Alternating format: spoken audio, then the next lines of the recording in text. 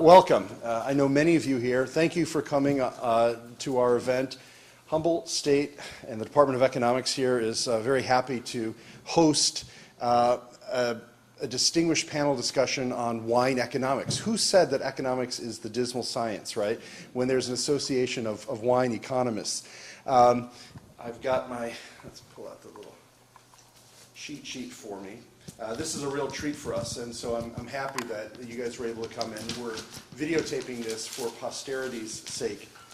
Okay, I'll just be very quick here and very brief. I'll stand over here. We have three distinguished visitors that know a lot about wine economics here today.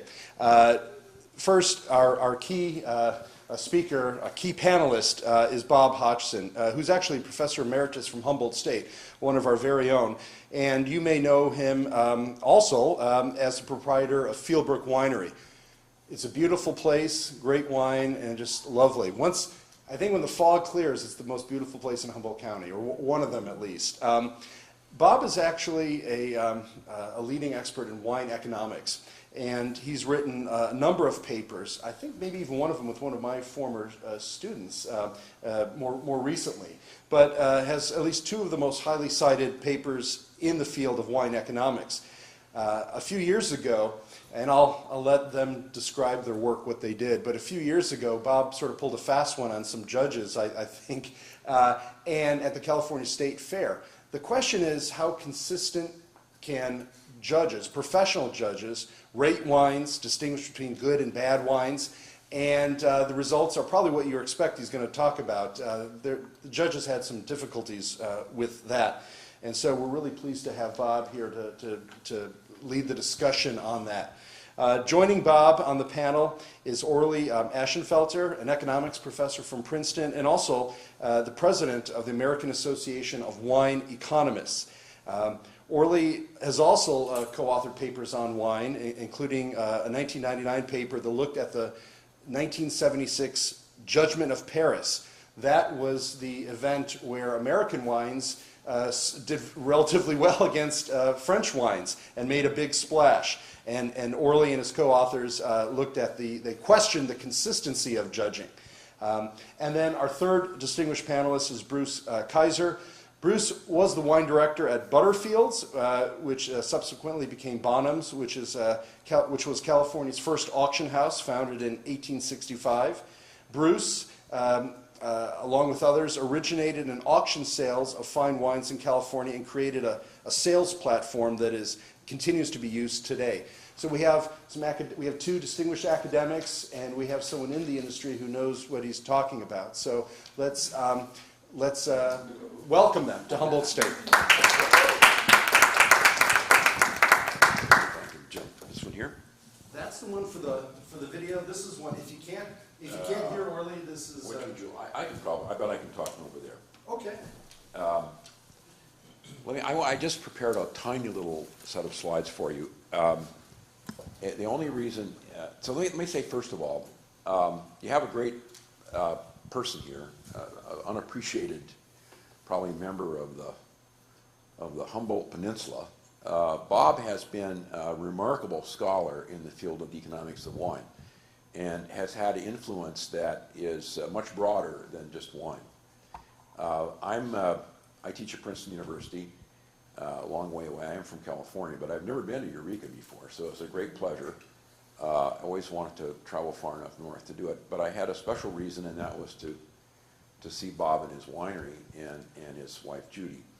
I've known him for a while, and the reason is partly because his work, which is published in the Journal of Wine Economics. The journal is now a decade old, published by Cambridge University Press. It's actually surprising to me become an actual field of economics.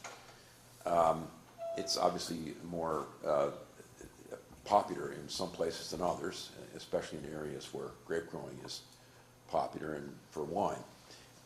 Bob published two papers that are quite remarkable in this field, and I wanted to make sure that we recorded what he had done, and that I kind of insisted on the videotaping because I thought it would be a good idea. And we've done some more videotaping of his work too. He plays a big part in a recent book about Wine and Wine Judging, written by George Tabor, who's published several important books, one on the Judgment of Paris. There's a movie about it, in fact. That's the level of that. And Bob is sort of a major figure in that, and a major figure partly because of this research he did. It's very unusual to have that happen. And I wanted to make sure everybody had a chance to see a little bit about what he's about and what he's been doing. Now, I've known him for a long time, partly because we go to the same meeting. The American Association of Wine Economists doesn't just have a journal, it has a meeting, an annual meeting, which I try to go to, but I don't always go to, and which Bob is a pretty regular attendee at, I would say. So I've met him several times over the years at these various meetings. It is true that at the American Association of Wine Economists meetings, which are usually not in America even, they're often in some other wine-producing country, it is true that we do have wine at lunch in those meetings, as we are going to serve you some wine here. So this is a kind of a unusual, one of those times when we sometimes do some things that we like to do, as well as learn a little bit about economics. So let me just tell you just a little bit about why now let me explain why I did this with my friend Carl Storkman, who's the executive director of our association. There are two. So people ask me, they say, "What is it? So what do you do that's different from any other kind of economics? What's it about?" There are two areas actually that have been that are most widely used, and I actually prepared this as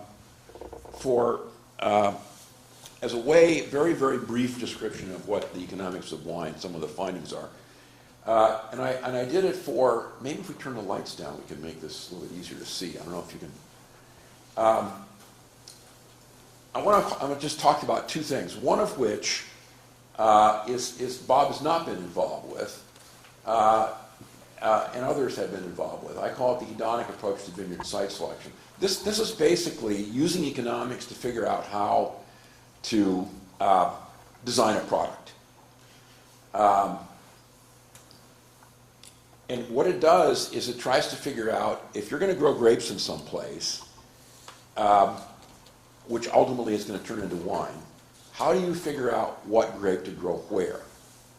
And the idea is pretty simple. Pick the right grape to grow, select the right style for that grape, which means various technical things, and make no mistakes in winemaking. And if you do that right, in other words, you figure out how to do that, the grapes turn into wine. You have no choice. If you leave grapes alone, it will turn into wine. So it's basically a very simple point, which is get the grapes in the right place, make sure you figure out the style you want, and then don't screw up. Now, implementing that is very quantitative. So people try to figure out, for example, today, you can see this is, well, we're way past the end of the grape growing season, but in the state of California, you have phenomenal opportunities because the climate is completely different in different parts of the state. Different grapes are adapted to growth in different kinds of climates. So you can actually grow many different kinds of grapes. But it's no accident that Mendocino County has Pinot Noir and Chardonnay, and Napa Valley has Cabernet Sauvignon. It takes a lot more to ripen Cabernet Sauvignon grapes. So it isn't like an accident. Now, to some large extent, sadly, the state of California, people worked on this topic back in the 1930s, but mostly growers ignored it. So there really was no use of economics to try to figure out what to do. It came about mostly by trial and error. Smart people don't use trial and error.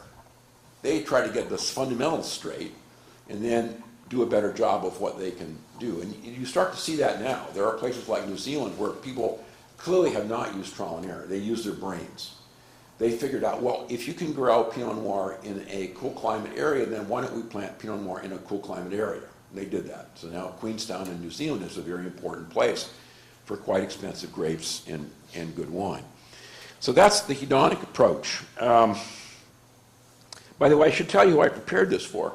I actually prepared this for a group of grape growers and winemakers in New Jersey, which is a budding area for trying to grow grapes. You might ask yourself, well, why would you do that? Well, first of all, it's really hot there in the summer, much hotter than here. There are some agricultural risks that are difficult. But there's one huge, big potential plus now all over the United States, which is locavores. People want to know their grape grower and their winemaker. They don't want to buy Tide soap. They want to buy something that's actually much more interesting when you're going to talk about it in terms of wine. So we have a locavore movement too. And it's true, all over the United States there's locavore. There's 50 wineries in Kansas. There's over 200 wineries, 250 wineries in Virginia. My favorite Chardonnay now, other than Bob's here, comes from Michigan. So, but people who grow grapes they're thinking a little bit. They're using methods that will let them do a little better. So you select the right grape. We look at the climate, try to figure out what's growing in different places, and pick the same ones. There are two things to think about. So mimic, basically. If you find that grapes are growing in a climate of one type, then if your climate's like that, then you should think about growing that kind of grape in your climate. Most people, of course, don't do that. They say, I want to grow Cabernet grapes. They might be living in a place, say, that is completely inappropriate for it, but they have in their little heads they want to do that. And then they plant them, spend a lot of money, and it's a failure. And everybody says, oh, isn't that funny? We couldn't really grow grapes here. Well, you can predict that in advance. It's just stupidity. So one thing that you have to think about is that. And the other thing is you have to think about the most interesting part of this, the hedonic approach, which isn't just your climate. You know, climate just means long-term weather, right? So it's your average weather. And the other thing is things that can ameliorate the problems with climates. So how can you have grapes grown at the 50th parallel in Germany, for example? And the answer is because you grow them on south-facing slopes that are often at 30 to 40 degrees an angle. Now, everybody in this room who studies environmental economics knows I'm describing a solar panel to you. If I went to an engineer and said, oh, I want to put up a solar panel here in Humboldt County, they will tell you to aim it south, and they'll tell you if you're going to use a stationary panel to get as much energy as you can, what angle to put it at. And then they'll, afterward, of course, there's the problem of the atmosphere, which today we're not going to get too much energy. Vineyards are just the same thing. They're like solar panels. I even wrote a paper once in which we used the principles of a solar panel to figure out how much energy a vineyard would produce, and therefore to figure out how valuable some vineyards were compared to others. There are many other factors that go into this. So, for example, closeness to the water. My favorite Chardonnay from Michigan comes from the Lake Michigan shore. I don't know if there's anybody here from Michigan, probably not.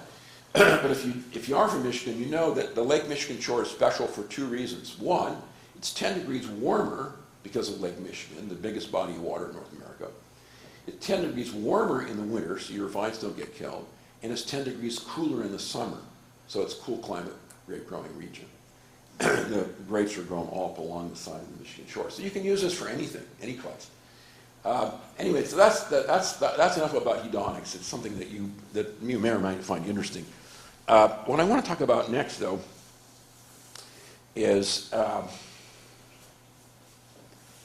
wine tasting awards, and this is where Bob comes in. Bob did two absolutely remarkable papers. If I could have thought to do them, well, one is really hard work. It's a field experiment. And Bob is an example of field experiments are a hot thing in economics now. And he did one that was quite remarkable. The basic results, I think, that have come out of this research are that, and notice I didn't use Hodgson's name there. And I'll just mention two of these studies. And I want to then open this up so we can actually get him to talk about how he got to do these. So it's kind of surprising to me. One is a field, he didn't realize it, of course, but it was a field experiment at the California State Fair. A paper that I think we had some copies passed out, in which I think Bob became suspicious of the judging. And so he decided that they should have multiple entries of the same wine in some flights to see whether they got the same ratings. Now, this is a serious experiment. It's not a lab experiment. This is a field experiment. It's right out there where we are judging these things. And where, if you bought a bottle of wine, as we did today, one of his Sauvignon Blancs for lunch, yes, there's the gold medal on there. So people use this commercially. And what Bob discovered was that, that's point two, gold medals in this experiment were about as equally like, if a wine won a gold medal, It was the other ones that were the same in the same flight were about equally likely to win a gold medal. He followed this up with another, I don't even know the origin of this, but even more interesting, I thought, in some ways, statistical study. Anybody could have done this, which is to ask the question about gold medals. So some of you, if you're an economist, this is probably the best single example we have for teaching the binomial distribution. I use it myself. And the example is, let's suppose I tell you that there's a 10% chance you'll win a gold medal in a county fair in California.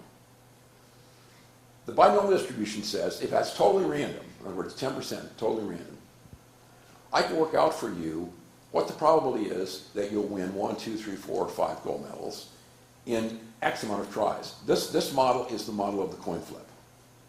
Flip a coin, we think of probability 0.5, but think of the probability being 0.1. Flip the coin once, probability of getting a gold medal is 0.1, 1 in 10. Flip it twice, ask yourself, what's the probability you'll get a gold medal on both? Well, it's 0.1 times 0.1. It's 0.01, about 1 in 100. What are the chances you won't get any gold medal? Well, it's 0.9, you won't get a gold medal in the first trial, and 0.9 in the second, so it's 0.9 times 0.9, 0.81. And what's left, probability of 1 gold medal, is 2 times 0.09. So basically, if the distribution, if it's completely random how the medals are awarded, you can predict what the distribution of gold medals by the number of times that you've entered into a fair will be. And Bob actually carried this out to something like several wines that had been entered in 4 or 5 county fairs. The distribution in the paper, it's remarkable, the distribution that empirical distribution of these medals is almost identical to what's predicted from this binomial distribution. I don't know any other example as good as that. What it means is that the county fairs are basically random in their awarding of gold medals. That's another paper he did, remarkable paper. Let me just say one last thing. The reason I mention this in the first instance is because that's just more of the same thing. The reason I mention it is because this automatically tells you what you ought to do, and I think it is what people do, if you're in the wine business. So the first thing you want to do is you enter a lot of fairs. You're going to win a gold medal. If you enter enough, you're going to get a gold medal. And then what do? Well, then you advertise that gold medal, and you don't talk about the other entries that you made. This is, in economics, we call it selection bias. This is an example where you practice selection bias in order to generate a better market for your product. My favorite, so we don't know how much of this is done, right? In other words, I think most of the people who sell wine understand the use of this procedure. But it does tell you that what you want to do is to do it often. My favorite, though, for example, we know that some of the wineries actually do this. They play this game against the wine magazines. We don't know how much this is done. How does that work? Well, let's say that you're, I'll give you an example, Rabbit Ridge Winery down in Sonoma. You have a Chardonnay, and what you do is you have to send it free of charge, of course, to the Wine Spectator for rating. You put 5 or 6 different labels on that same wine, and you send all 5 of them off for judging to the Wine Spectator. You're going to get a score. One of them is probably going to be a lot better than the others, and which one is the one you're going to use for your label? That actually happened to Rabbit Ridge Winery. They didn't do it on purpose. It was an accident. There was a guy running for county supervisor down in Sonoma who got them to bottle up 500 cases of wine for him to sell as a fundraiser. The man was Kale, was his name. And the 2 guys that run Rabbit Ridge, they're joggers, of course, that run Rabbit Ridge were shocked when the Wine Spectator Awards magazine came out for Chardonnay. They looked at the top one, the top rated wine was the Kale Chardonnay. Well, they had made it. So they figured, we can't go wrong. Our wine's got to be good. They go down the list, their wine was at the dead bottom. It was the extreme example. So I can't say that it happens that often, but we know that goes on to some extent, we don't know how much. My favorite example is the same wine being rated more than once. I told you about the Ravridge case, the wine advocate. When John Bryant sold Freemark Abbey. Freemark Abbey is a winery in Napa, a famous old winery. His wines had been very poorly rated by Robert Parker, who was an extremely important guy in the wine business. And the funny part about the story, which is news to me anyway, is that it was sold to the Kendall Jackson operation, and then they sent the wines again to Parker's Wine Advocate, and they were rated again. Same exact wines. And no one ever caught it, no one ever paid any attention except John Bryant, of course, who had in the meantime sold his property. Suddenly his wines were getting giant scores. So we don't really know how much that goes on when you have something. We don't know how much it gets manipulated in the press itself, but it certainly does some of the time. Anyway, that's all I want to tell you about it, because I think Bob is a leader in this, and I wanted you to be aware of what he had done. And I thought we might start then with questions. And I hope you guys will ask us some questions too. So we have kind of a special category of people here. I've got some information. Bob has even more. I thought it'd be nice if I could, rather than asking him to give a talk about this work, I'd try to talk about it a little bit. And get him to tell us a little bit how he got started doing it. For example, is it true, I know you told me once, I just want to know if this is true. You told me once that you got interested in these county medals because you had a wine that got a bronze medal at some county fair. And you entered it at some other fair, and it didn't get any award, and you were puzzled. Is that how you got interested in this statistical analysis? Yeah. Can you hear me okay out there? Yeah, Repeat the question. that doesn't work. Well, this doesn't work? That's for I the. think it connects to the video. Oh, all right. So I'll keep using it anyway. So the question is, how did I get interested in even thinking about evaluating the reliability of metals that were provided by wines in general, but in particular my wines, because it is true that when we got started, I remember the first time that I entered a wine and got a bronze medal at the LA County Fair. I was really excited. But later on, I was dissatisfied with that. I wanted to get gold. So I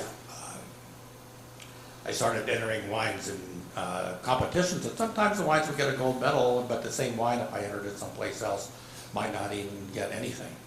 So I was curious about that, and that led me to think that I would like to go on the inside and see what it was like to be a wine judge. So at the California State Fair, they have a system to become an eligible wine judge. You have to take a course, and if you pay a little extra, they'll give you a test, a qualifying test, practical test, to be eligible to become a judge. And I took the course, took the test, passed the test, and was selected to become a wine judge. After a few years, I noticed that my fellow judges seemed to be much better at that job than I was. I mean, they were writing copious notes about what they were tasting, and I had nothing written down at all. And I was kind of ashamed of myself. So I went to the chief judge, and I said, I think I should resign. And he said, you know what? We could probably use you on our staff. He advised me he wanted to know if I would accept a position on the advisory board at the state fair. And part of the responsibility was to try to improve the judging. So that was right down my alley, and I thought, well, I can be of help. And one of the main reasons is at the state fair, a lot of the rules and regulations were favoring huge wineries. Some of the rules, for example, were that if you didn't produce at least 5,000 cases, you couldn't enter the fair. And our winery produces about 1,000 cases, so I didn't think that was fair, and so I took a stance on that, and we were able to get the minimum level up at I think 500 cases, so that small wineries could enter too. Well, that was just one aspect of it. But anyway, I started to work with the chief judge, whose name is Puchulowski. And Puch was interested in improving judging at the state fair. And so was I, and I had the technical background to help out in that regard. And so it occurred to me that we would start testing the judges.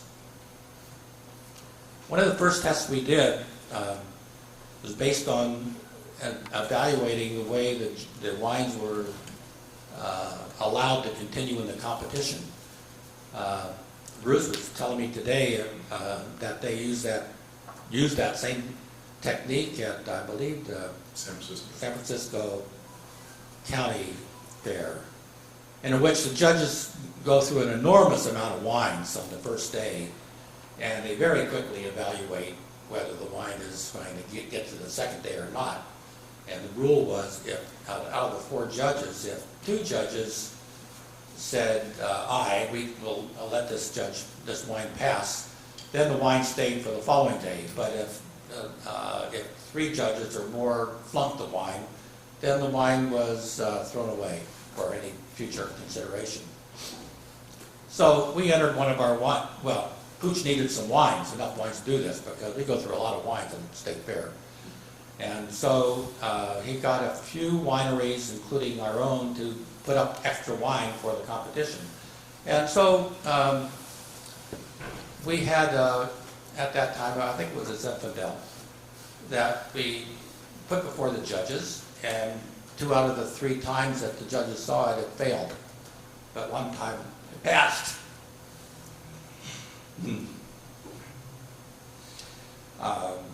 So anyway, the next day the wine, sometimes I get emotional about this.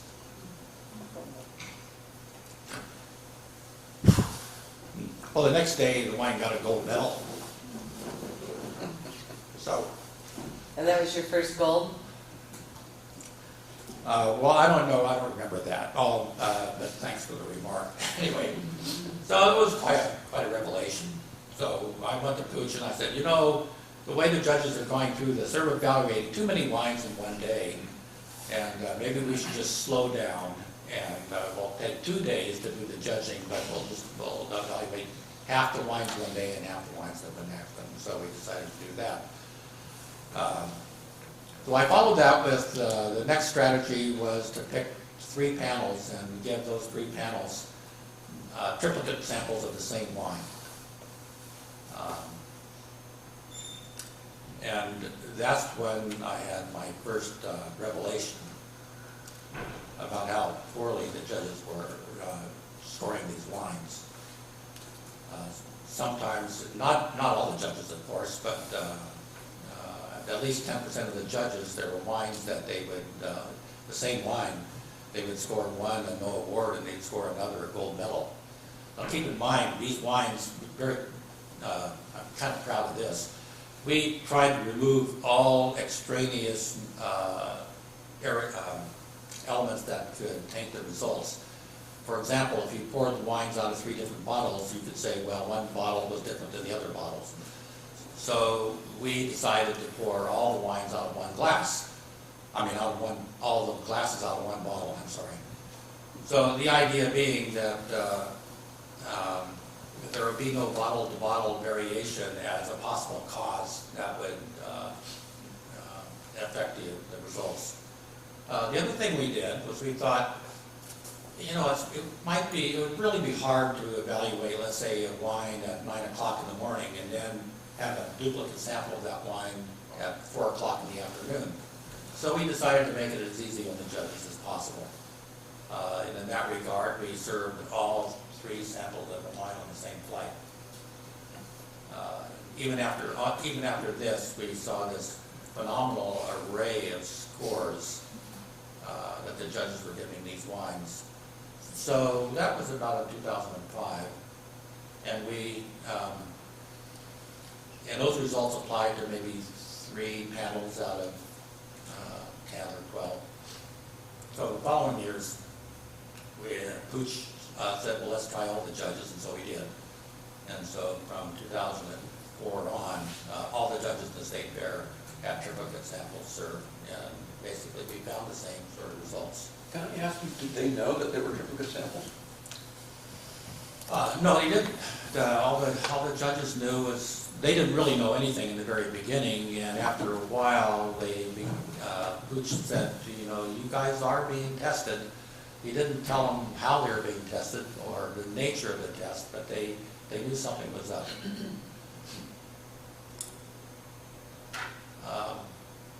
It's kind of funny. One guy who was a sommelier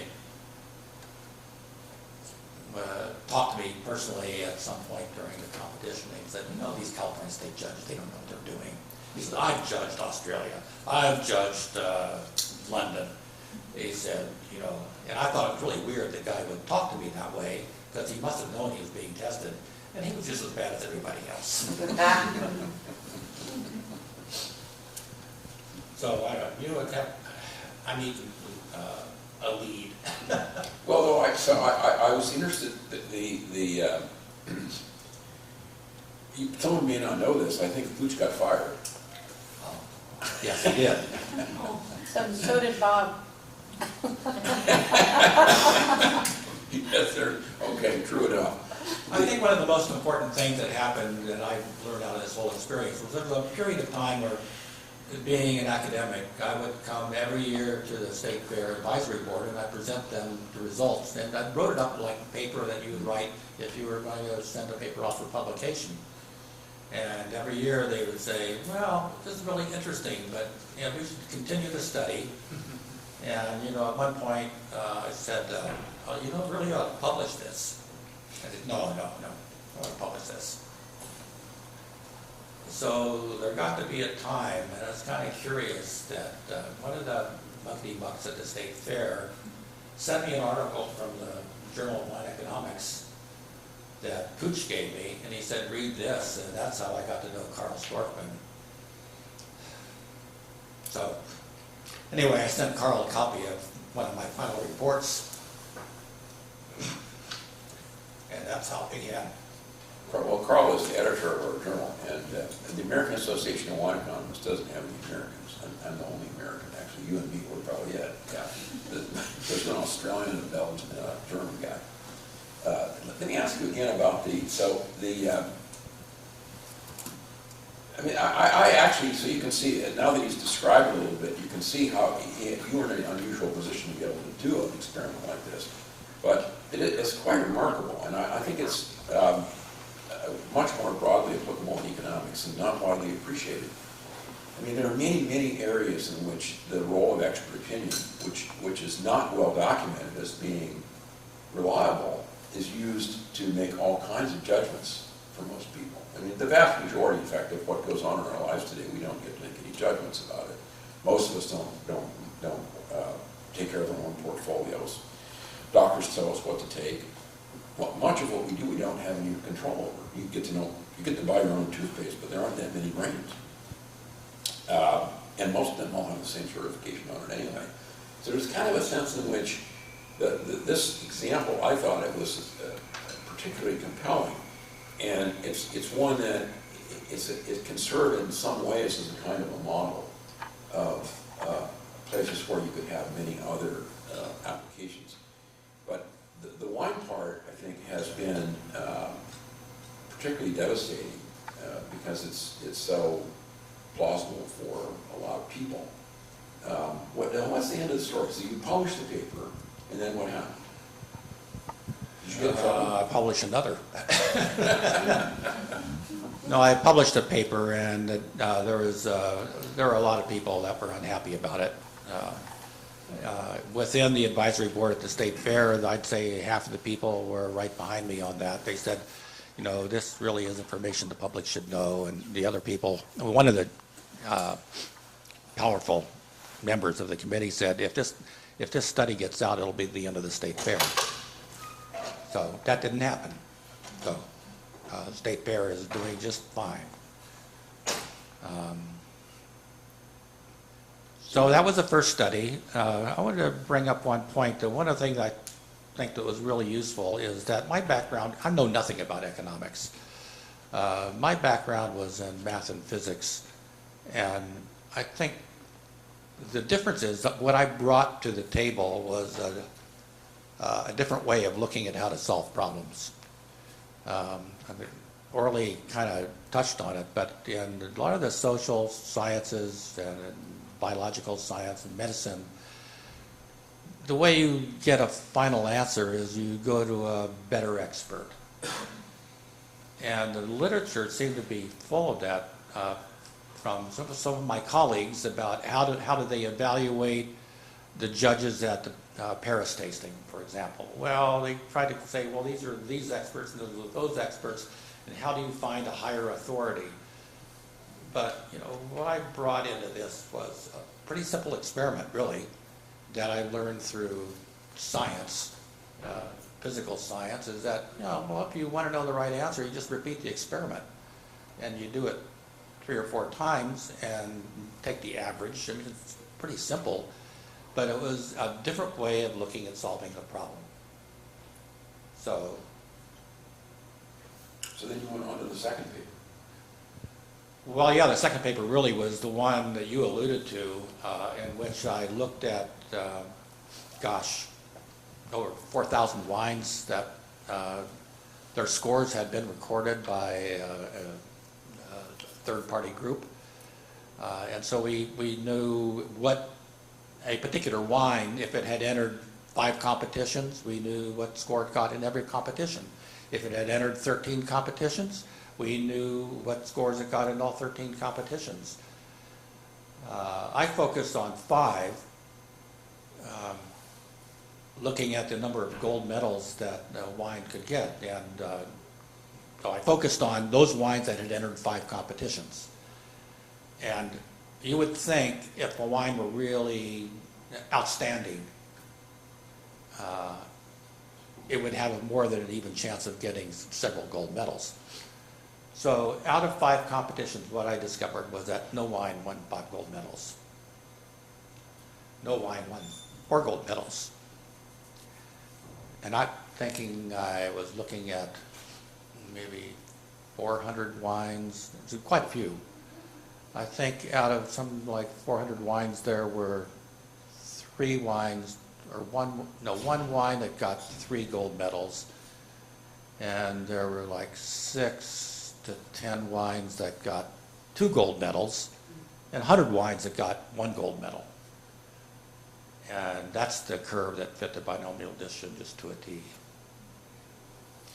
So he's right. If a winery wants to win a gold medal, you just enter a lot of competitions. Sooner or later, you'll get one. There was one wine. I won't say the winery, but it starts with G. They had a wine that got no award in 13 competitions, but it got a gold in 1 out of 14.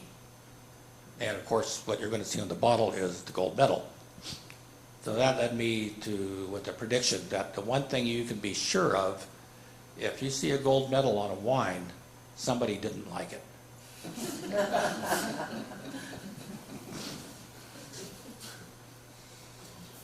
Meaning that it probably got 1 gold medal, but it probably didn't get any others. So you should really see a bunch of gold medals. They entered a lot of competitions. It's, you know, we can laugh about this, but for many people, it's this shock, actually. It's a horrible shock, the idea that you know, that people, there's such subjectivity. And we should probably say that the judging of these, we're not taking wines that cost a huge amount of money and placing them against wines that are really, really dirt cheap. Typically what's happening is that the wines are kind of meant to be in a category, right? They're Chardonnays of a certain price or something like that. And so that maybe people just shouldn't exaggerate what they think they can tell. And it is amazing how many people do that. And it works over and over again as far as I can tell. I want to say that there are no wine experts except you. Even the people that pass the someday exams, what they're really good at is they may have a phenomenal amount of memory retention of what grows where, what varieties grow where. They may know the size of the vineyard there, the size of the vineyard here. They may know the climate, the grape varieties. They may know a lot of things. They have a lot of data. What they don't know is how good the wine is, especially if they're trying to communicate it to you. You are the only one where it's really important. At least that's my opinion. And I've read a lot about the training sommeliers go through and about them.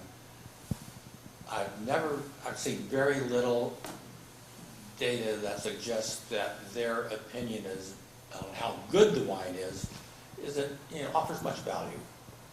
I think in that case, it's yourself.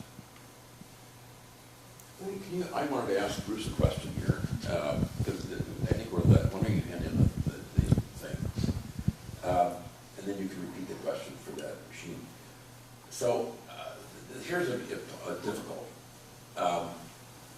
You could say, well, if all wines are really the same, why don't they all cost the same? In other words, why aren't they all the same price? And Bruce was in the business at an auction house. And one of the things auction houses do is they prepare a catalog and they make estimates of what they think the thing is going to sell for. To give you it doesn't have to sell for that, but it gives you a rough.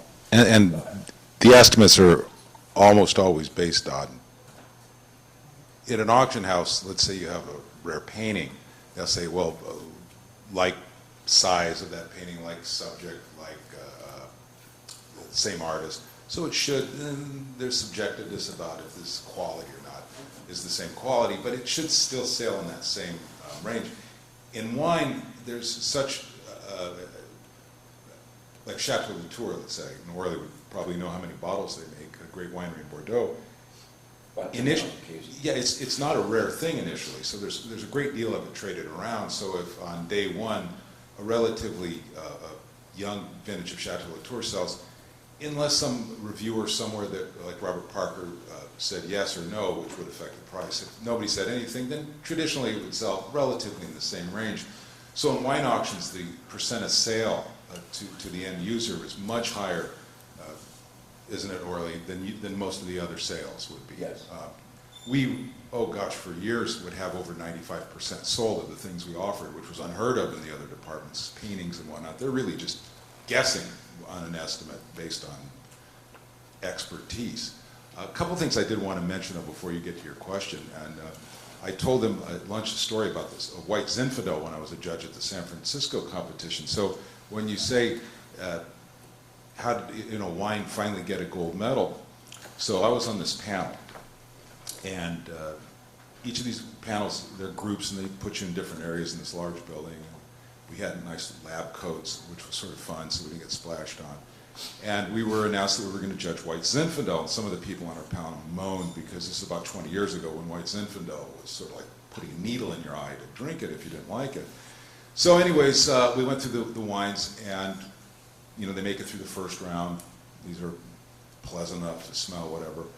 And the key, I was told by the great Robert Finnegan, who was sitting next to me, and I'm guessing most of you don't know who he was, pretty much invented wine newsletters in the United States, no? Yeah. So he was very well-heeled, and he said, in the first round, don't waste your palate on any wine. Smell it, look at it. If there's any flaw, just get rid of it. Don't put it in your mouth, because you have to try so many wines. And as I heard Rob's work, if you're on a Cabernet panel and you go through 100 wines in one morning, imagine what you can taste that afternoon. Nothing. And that's relatively what happens. It's a massive amount of wines that are run by you. So anyways, back to the white Zinfandel. So we get to the medal round. If it goes through the first round, here's a bunch of whatever's left over, and then you actually taste the wine, evaluate it, write down what you think.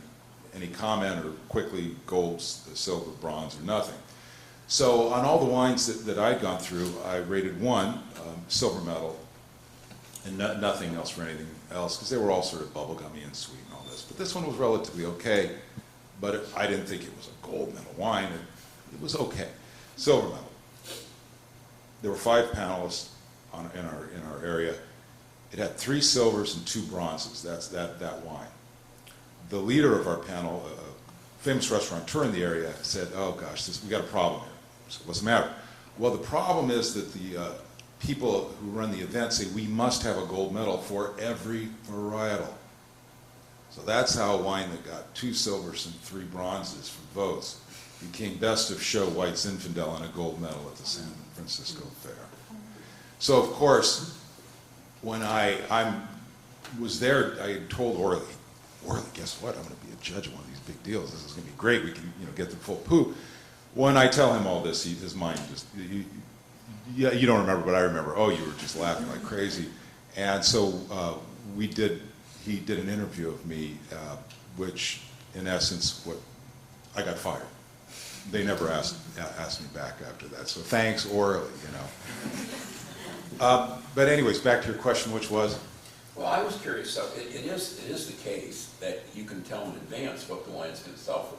That's not perfect, but there's a kind of a category and a listing of different wines, and if you put them up, you're going to be able to tell what they are. So that's why I say that. I ask that because, to some extent, that suggests that the wines aren't all the same, right? So we are kind of we are almost nihilistic here by saying, well, you can't tell anything one thing from the other, but we know that's not really true. It's just unclear how the human judgment gets into the way the prices are determined. What do you think?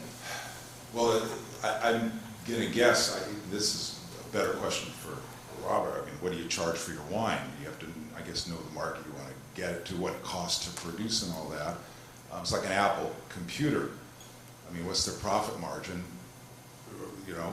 How much can they sell? I'm guessing that you had that story about Joe Heights where he wasn't going to take less than the next guy for his wine because he thought his wine was better. So did that have any relation to the production costs or anything like that? No. So that's not a question for me because I was never in that. I only based my estimates on what something sold for or what I thought the demand would be based on something outside of the wine, meaning if Robert Parker gave something 99 points and said it was probably the greatest thing since, whenever, believe me, wine collectors went berserk. I got into not a fight, it wasn't a fight for me, but he was really hot, this consignor, real small brain type individual, sorry, but he was terrible. Kept faxing me in the old days before the internet, how much is this wine, how much is this wine, and I would send it back. And then I started getting faxes, well, you're obviously wrong, you don't know what you're talking about. And he actually said that, you're obviously wrong, you don't know what you're talking about.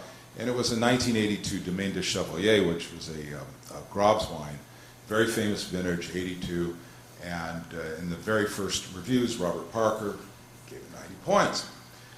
Well, Cole, who was the man's name, had forgotten that Robert Parker does subsequent reviews of wines. And he not only downgraded that wine from 90, he took her down to 67, which is sort of like garlic to a vampire for a wine collector. But then it just got worse after that. In the final round of where he refocused on the 82s, which he did a bunch of, he actually gave it a question mark and said it was obviously hail damaged, which showed in time. So the wine lost probably 2/3 of its value in the auction market. And old Cole, who didn't read the subsequent articles, only had the first book, was shocked, and then I got faxes accusing this man of being a charlatan. It wasn't my fault, it was Parker's fault. So those are the things that I looked for.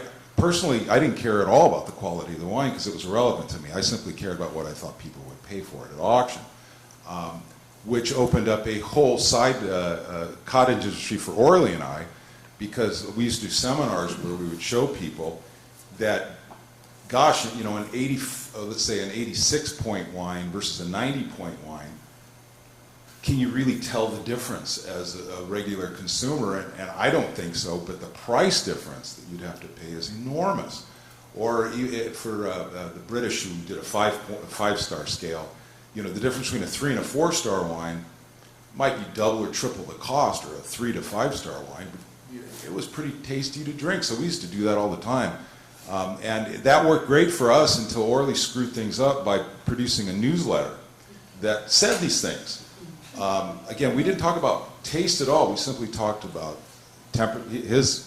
we'll get off the subject, but I started getting people coming with liquid assets and outbidding Orly on wines that Orly wanted because they were used his method. But that's nice. Let me ask you, I have a question. I'll phrase this, because I think this is something people will be interested in, and Bruce is especially knowledgeable about it. Undoubtedly, everybody has seen stories about wines that sell for a huge amount of money. For example, I'll give you my story.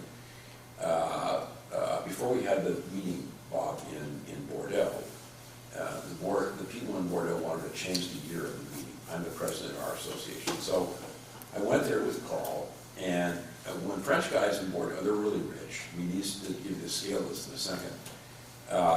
We go to when they want to get you to change your mind, they treat you really well. It didn't take a whole lot to change my mind. I changed my mind pretty quickly, actually.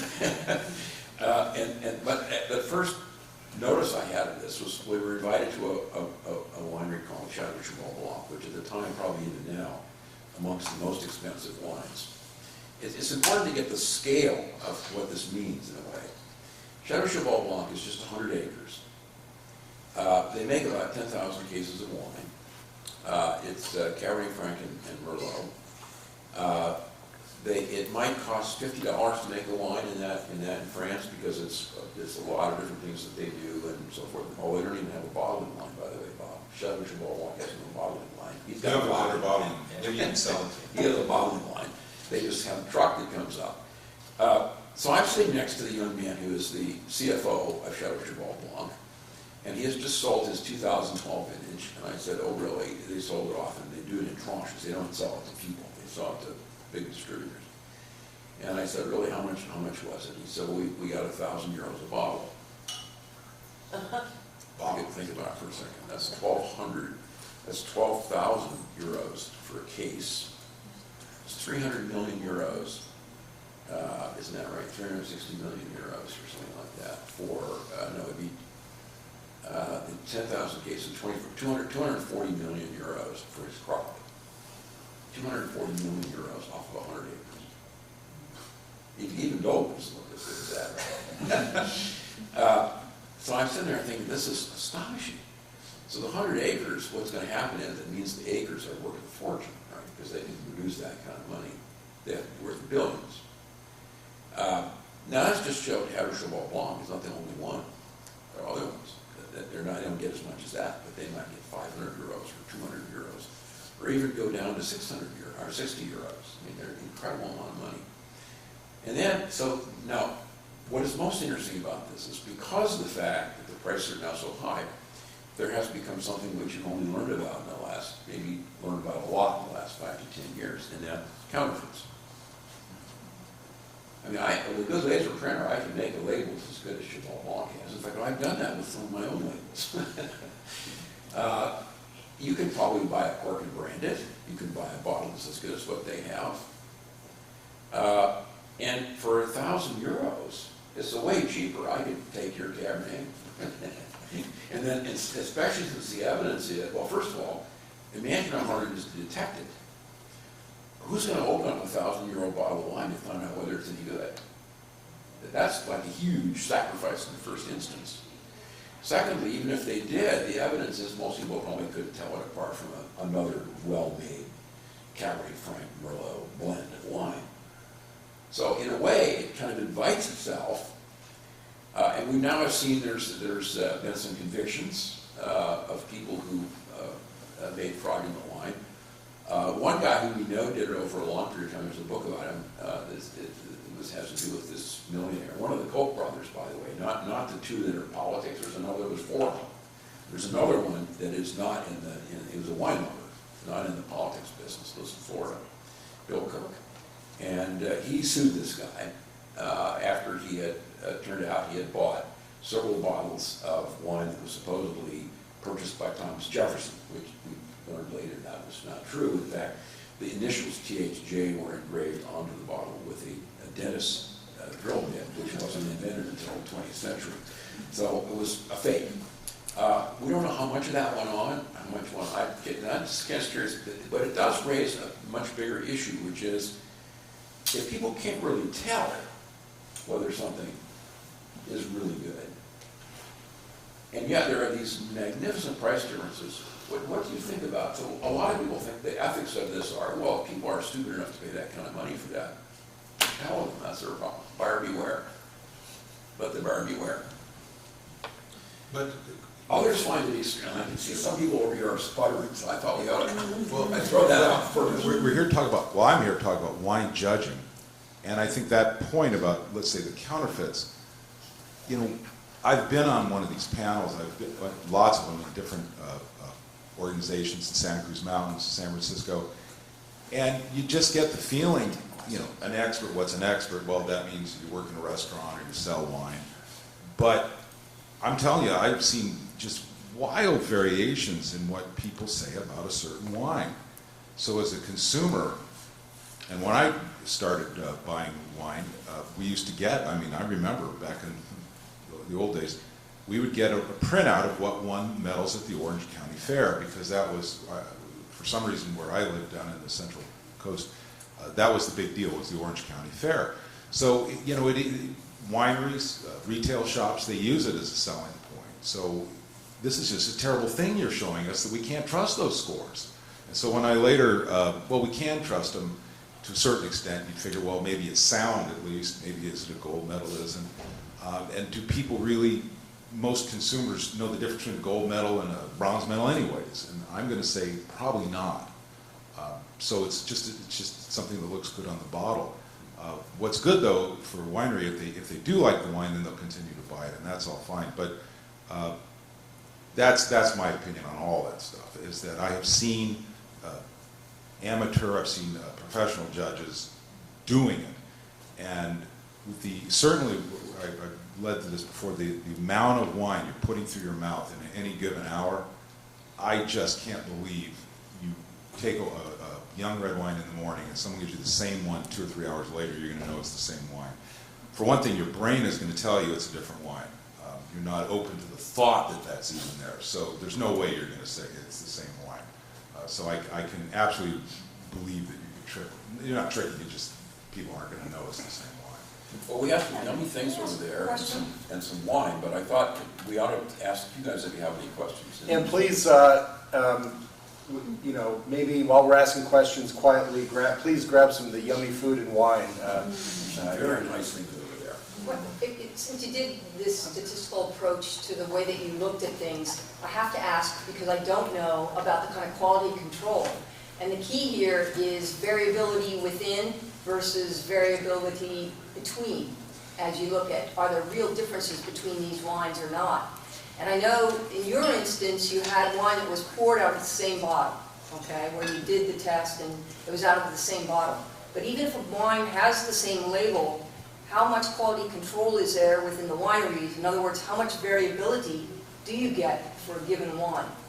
Because that would make, obviously, if that variability is very tightly controlled, your case is well made. But if there is a lot of variability, you know, based on seasonal things like that, then there really can be a different wine, correct, that's judged at one place differently than another.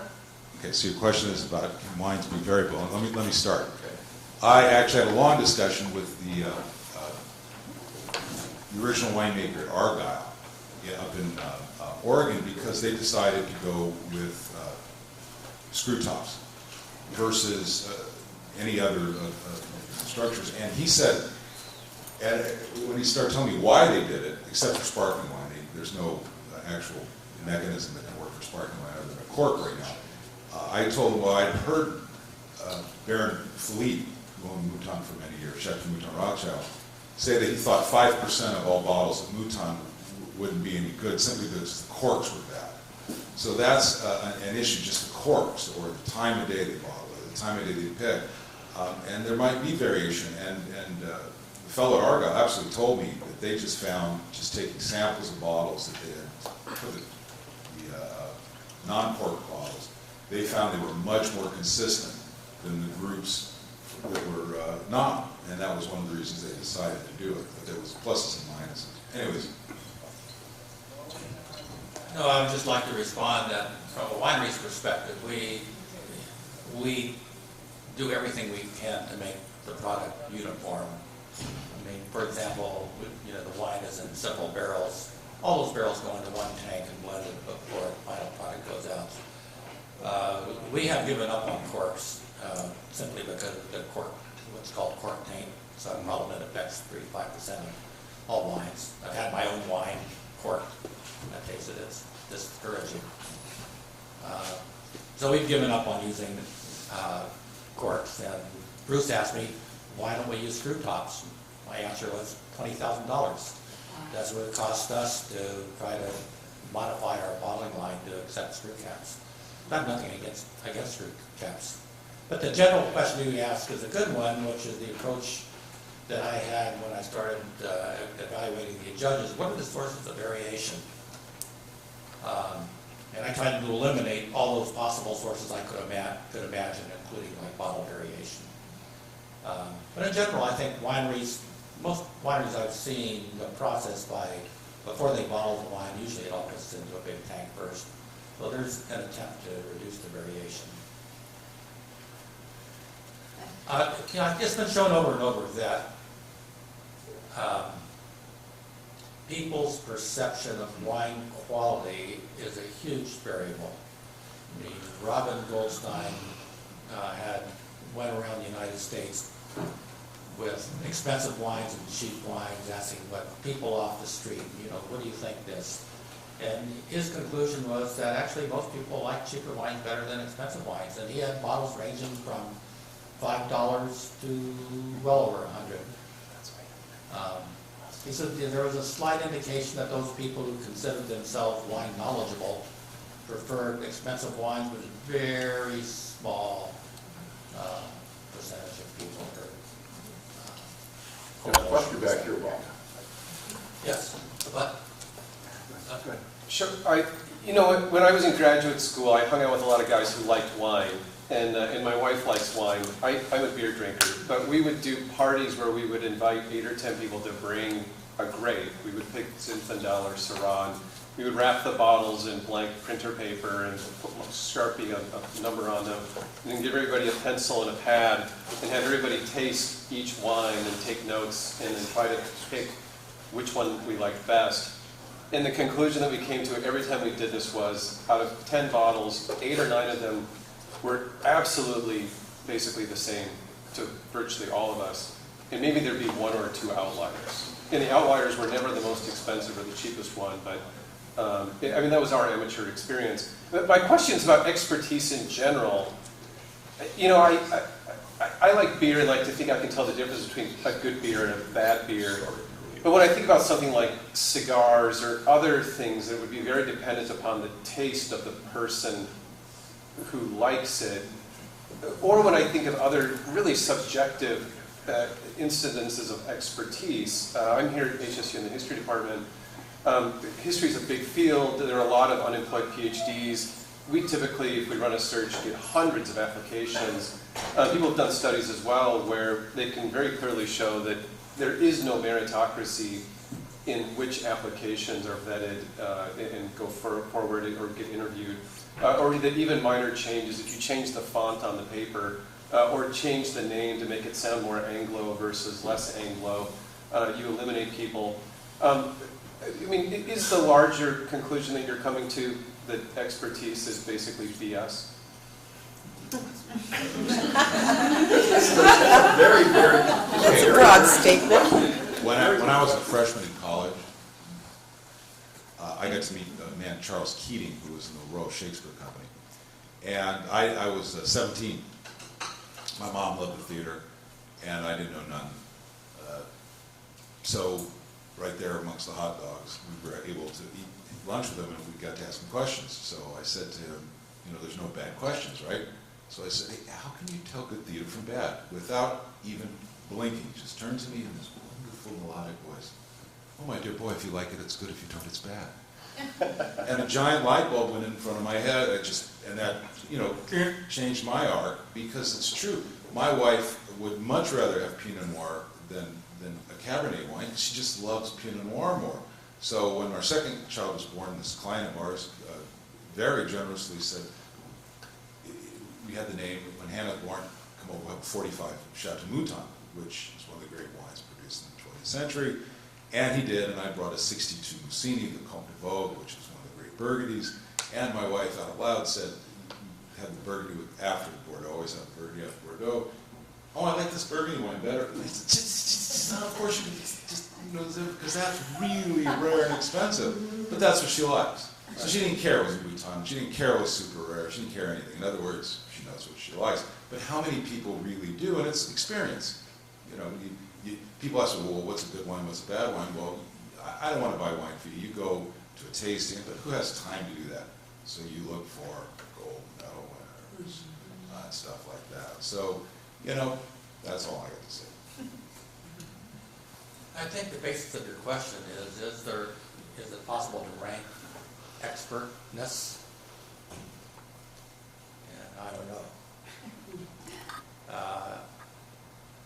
I mean, think about this in terms of autism.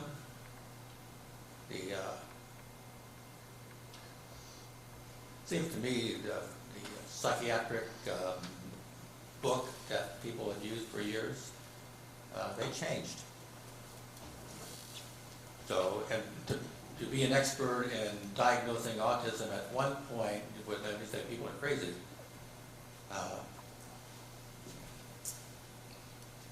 But then the rules changed. So, I don't know, I want to add one thing about the experts thing with the expert wines. Most experts, and a lot of people, can tell a bad wine from a good wine. That came out of my study. If a wine was bad, or judges didn't like it, lots of judges didn't like it. It wasn't just a random thing. It's when wines were good that they had a very hard time agreeing on that. Let me make a comment, Bob. Yeah, I'll give you a comment about the withdrawal to your point, which is a really good one. And a good one in the sense that, for academics, people are concerned about it. For the first time, so the place where expert opinion first got studied, I had learned about it. Actually, I learned about it from Danny Kahneman, the psychologist who was in economics. I actually have done some early work on this same kind of topic. It was more about how I could predict how Bordeaux wines in particular, different vintages would end up with different prices when they were mature, and how the relationship of the experts who made judgments were often totally wrong and didn't take into account the most elementary information. One of the things that determines the quality of grapes in lots of areas, not so much in California, is sometimes it rains at the end of the growing season and you get very good wines, or sometimes it's not warm enough to ripen them. So you would think that if you were an expert, you would take that information into account when you decided whether or not the wines that you were going to predict how they would be. But actually the evidence was quite clear even to this day. Well, it's not so much now, because people do now, I think, take account of it, partly because of what I pointed out. But it certainly was not true when Bruce and I first started doing this kind of work 20 years ago, that they didn't take that into account. In other words, the most elementary information an expert should use was not being taken account of. So I gave this talk in the psychology department, and Kahneman and his wife said, well, I said, you know, because I'm an economist, and I keep thinking, look, if I show you the fundamentals of something, how prices are determined, I show you that in the high, I mean, every farmer, by the way, who grows grapes in the entire United States, including myself, knows that in a place like New Jersey, or France, if it's warm in the summer and it doesn't rain at the end of the growing season, we're going to have a lot better wines. We're looking for a California growing season. Everybody knows that. It's not a secret. I'm just sort of using the facts, the numbers, to predict what the prices should be. And Kahneman says to me, well, you know, this topic, this was first studied by some psychologist whose name I've forgotten in the 1940s. And there's not much evidence really that it's ever going to adjust. They're never going to adopt. If they don't use the fundamentals now, they never will. They will not learn. And that this is just astonishing. So I went to look up what this psychologist's paper was. And what it was, it was a psychology after the Second World War, was especially interested in the problems of people coming back from the war. It's a little bit like our veterans who come home now. Of course, back in those days, everybody went and served, so an awful lot of people were affected. Here, you don't see it as much because we've kind of pushed our veterans aside, but everybody was focused on this. And what the guy did, he has done several studies of various different ways in which you could try to predict whether people were going to end up with psychological problems, including suicide. And he'd done other studies, one of which was of nursing homes. This is my favorite one. I read this study, I was just completely blown away. The way the nursing home study worked, I think it was at the VA, is they had to manage their yield as to how many rooms they had for people that were disabled and probably aren't going to last too long. So what they would do is they have a doctor come in and make a prediction of how long before the room's available. You get my point? Yeah. How long before the guy's dead? Okay, so they come in and have him do that. And they then try to assess, just like you did, how well did this work? How good were the predictions? And the first thing they said is, well, we should see what the correlation is between the predictions and the actual outcomes. They weren't very high. And so they said, well, you know, we should set up a simple model to see if we can do predicting better. So they start off with a model with things like, you know, judgments by the physician of this, that, and the other. And finally, they included a variable that no one had ever thought of before, which in this old folks' home was how old the person was. It turns out that the doctors did not use the person's age in assessing whether they were going to die, which has got to be, I mean, as much as I hate to admit it, you and I hate to admit it, especially, that's got to be something that you would use. And then this guy pointed me to this guy and I thought, this is amazing. I mean, so there is kind of a sad comment here on expert opinion. And your example from, you know, academic jobs is really kind of scary, isn't it? Well, I was going to say, you could extend that to the academic reputations of universities. I have a final thought on the quality of wine. I was at a conference in San Diego a while back, and the economist that was in charge of the whole thing said, it's really simple. He says, look over those bottles of wine, which one is the most empty? well, that actually, That's called real one of Orley's favorite clients that I ever had, his name was Hank Rubin. And Hank Rubin was a famous restaurateur in the Bay Area who fought with the Abraham Lincoln Brigade in the Spanish Civil War. He was kind of a hero in Spain, and he was getting quite a bit older. And he told me he had run the Bon Appetit tasting panel for many, many years, Bon Appetit magazine. And he said, and this is directly about experts, you can gauge really if they're experts. And he said they would always give the BV Reserve the highest scores.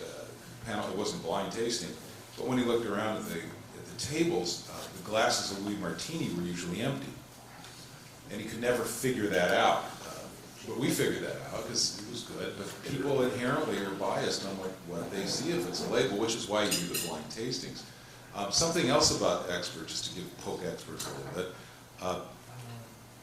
Orley alluded to the Hardy Rodenstock affair, which was the fellow who came up with all these bottles. And when the fake bottles, the Thomas Jefferson was the most famous, but he got in trouble for all sorts of other fake bottles. And nobody really knows how many he made or how many he had made or how many sold. Still making them in China somewhere.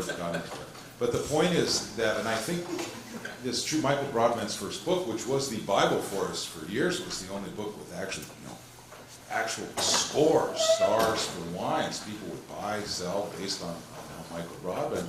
And at the bottom, he would tell you if it was a really rare wine where he had it at the Rodenstock event. And if you go through the book, any number of these wines you try to find fake. But you can fake wines. It doesn't mean it's bad. It just means they probably, Berry Brothers and Rudd, I think the English company would bottle their own wine for forever. And you'd get these things, it would just have a Berry Brothers label. They would buy the wine in barrel, bring it to England, and bottle it. And I never had a bad one. They were always, and wines from off years in the 30s and even 20s, and they were always Well, pretty you good. know why they did that? Because they topped it up with a little something. Either eau de vies, liqueurs, God knows what. And gosh, it worked pretty good. So, I asked somebody about that, and they said, well, so what? It tastes good, though. Well, no, So it's hard. The reason Berry Brothers and a lot of the English merchants bottled wine, and the French didn't, was because they didn't trust French guys to do it. Eric, are we supposed to give this room up at 5? I think we are, so we're just about at the end of our time right now. Better get a glass of wine down then. I think we should thank our panels.